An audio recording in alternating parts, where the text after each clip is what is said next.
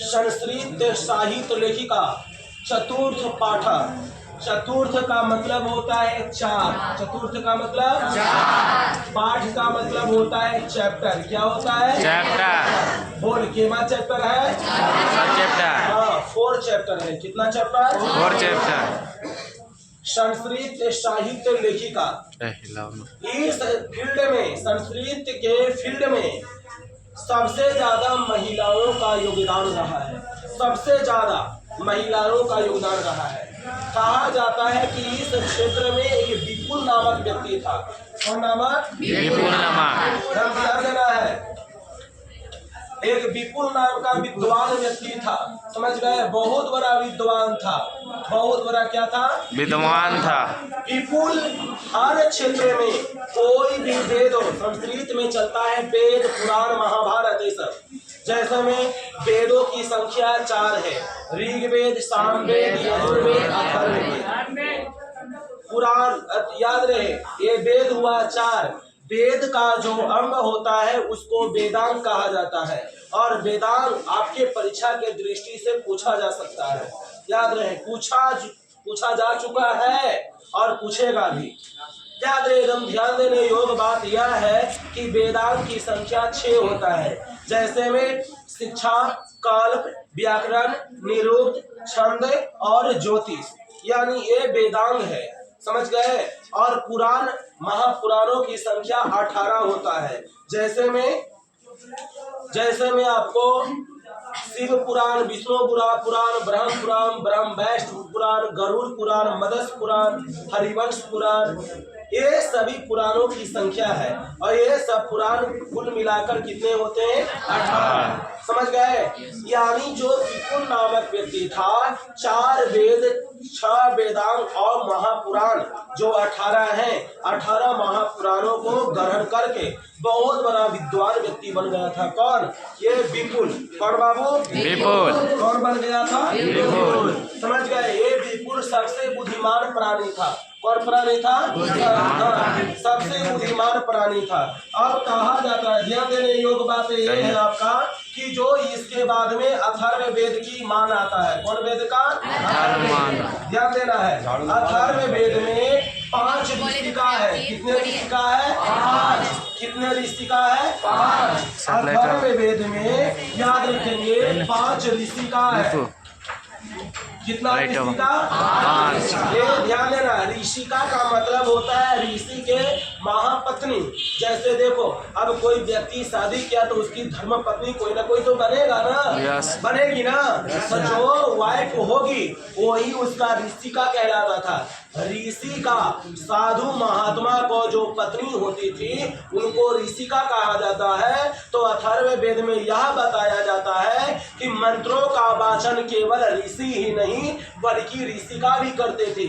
यानी याद रहे, वैदिक युग में, किस युग में बाबू? वैदिक युग में। ध्यान देना है, कहा जाता है कि वैदिक युग में, किस युग में? वैदिक युग में। याद रखना, वैदिक युग का मतलब प्राचीन काल में मंत्रों का वाचन। मंत्रों का वाचन। मंत्रों का वाचन। वाचन का मतलब होता है बोलना, उच्चारण करना।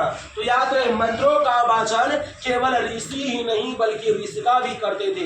यानी इसका मतलब तुम समझ में आया तुमको? नहीं समझ में आया तो समझो, केवल प्राचीन काल में, वैदिक युग में केवल मंत्र बोलने वाले ऋषि ही नहीं थे बल्कि ऋषि के पत्नी लोग भी थी।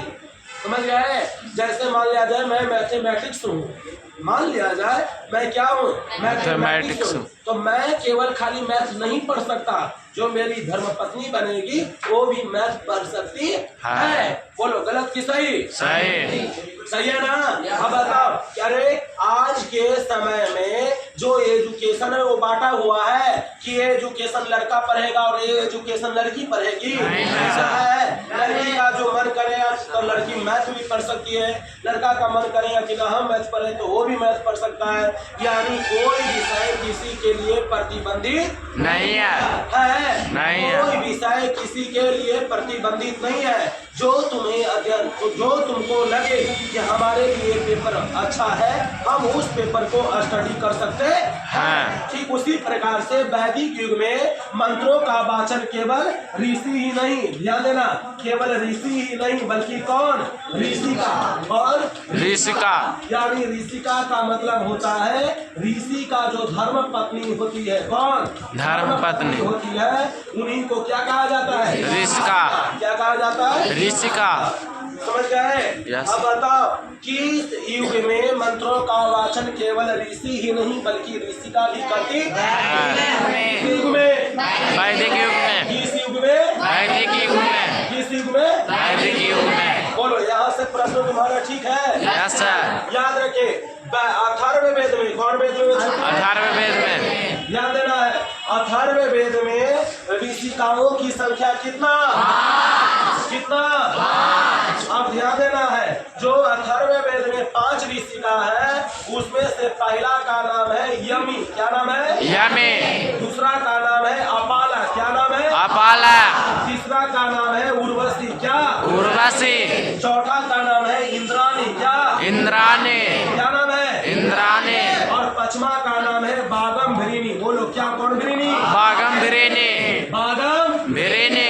बागम भिरेनी। कोई दिक्कत नहीं सर। चले आ जाएगा ना? Yes sir. हे, अब समझो, फिर से समझो बाबू। कहा जाता है कि ऋग्वेद में, ध्यान देना है, अथर्ववेद में ऋषिकाओं की संख्या कितना? 5। अब क्या में से पहला क्या? यमी। दूसरा अपाल। तीसरा गंवारी। चौथा इंद्रवाणी। पांचवा बागानी। बागम बागम भिरेनी। बागम। भिरेनी। कोई दिक्कत नहीं सर। ऐसे ऑब्जेक्टिव में कैसे प्रश्न आएगा वो समझो। पूछेगा इंद्राणी कौन सी वेद की ऋषिका है? कौन वेद? अथर्ववेद। कौन वेद? अथर्ववेद। बोलो, इंद्राणी कौन वेद की ऋषिका है? कौन वेद? अथर्ववेद। अथर्ववेद। कोई दिक्कत है यहाँ का? नहीं सर। अच्छा, यहाँ से 2 नंबर प्रश्न उठने की पूर्ण संभावना है। छोटू या छोटी पूछेगा अथर्ववेद में कौन कौन सी ऋषिका प्रख्यात थी? प्रख्यात का मतलब कौन कौन ऋषिका विद्वान थी? तो यहाँ से यमी, अपाला, इत्यादि ये सब के सब ऋषिका प्रख्यात थी, विद्वान थी। बोलो, यहाँ तक किसी को कोई दिक्कत? नहीं सर। दिक्कत में पीछे बता दोगी? दिक्कत ना? अब ध्यान देना है, तुमको समझो। अब यहाँ से आपके पास ऋग्वेद की कल्पना आएगा। कौन वेद की? ऋग्वेद की। याद रखना, ऋग्वेद की कल्पना आएगा। तो कहा जाता है ऋग्वेद में ऋषिकाओं की संख्या, किसकी संख्या? ऋषियों की संख्या ऋषिकाओं की संख्या 24 है। कितना है? 24।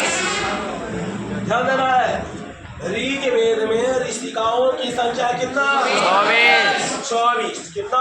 24। दिक्कत नहीं ना? Yes. बता दोगे? Yes. अच्छा, जरा सोचो। तुम खड़ी हो बाबू, तुम खड़ी हो। अब बताओ, अथर्ववेद में ऋषिकाओं की संख्या कितना? 5। और ऋग्वेद में 24। कितना? 24। बोलो, मजेदार है कि नहीं है? Yes sir. बैठिए। अच्छा, बताओ कि समझ में आ रहा है कि नहीं? आ रहा है? लड़की में समझ में आ रहा है ना? अच्छा, ये बताओ, मैं पढ़ा रहा हूँ तो तुम्हें सब कुछ समझ में आ जा रहा है? कोई ऐसे व्यक्ति है जिसको ना समझ में आ रहा है, वो व्यक्ति अपने स्थान पे खड़ी होंगे और तुरंत प्रश्न करेंगे। कोई दिक्कत ना? आगे मैं बढ़ूँ? पूछोगे ना? लगाओगे ना जी? नहीं सर। अब ध्यान देने योग्य बात, अब ध्यान दो। अब इसके बाद कहा जाता है कि एक बृहदारण्य उपनिषद का वर्णन आता है। कौन द्वारण्य? एक बृहदारण्य। याद रखना, इसको कहा जाता है बृहदारण्य उपनिषद। देखो बाबू, समझ लो, इसको बोलेंगे बृहदारण्य उपनिषद। बृहदारण्य उपनिषद।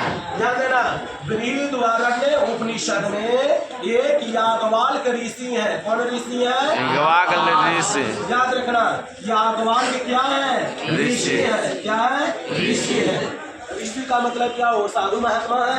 ये याज्ञवल्क्य ऋषि बहुत बड़े तपस्वी थे। बहुत बड़े क्या थे? तपस्वी। बहुत बड़े तपस्वी थे। याद रहे, ध्यान दिया जाए। बृहदारण्य उपनिषद में याज्ञवल्क्य की पत्नी का नाम मैत्रेयी था। क्या नाम था? मैत्रेयी। क्या नाम था? मैत्रेयी। कोई दिक्कत नहीं सर। ध्यान दो।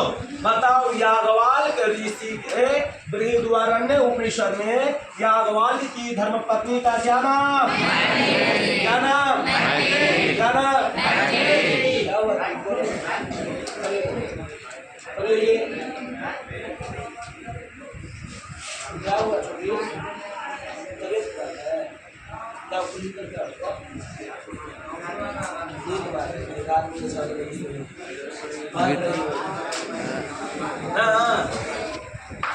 हाँ जा जा जा नहीं